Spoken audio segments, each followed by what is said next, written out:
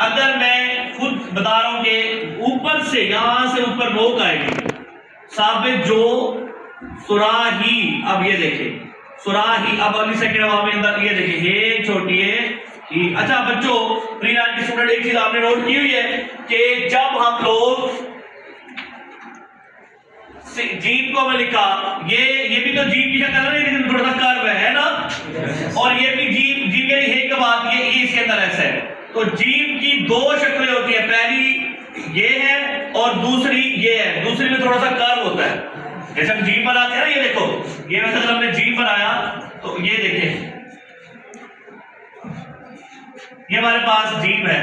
अब ये जीप की ये वाली शक्ल हमारे पास पहली है, ये किसके साथ जुड़ती है कल इस पे बात करेंगे। और एक शक्ल होगी हमारे पास, इसके अंदर कर्व होता है, ये शक्ल नंबर 2 है, ये कौन से हर्फ के साथ जुड़ती है। लेकिन अभी तक जो हमने काम करवाया वो हमें नजर आ रहा है।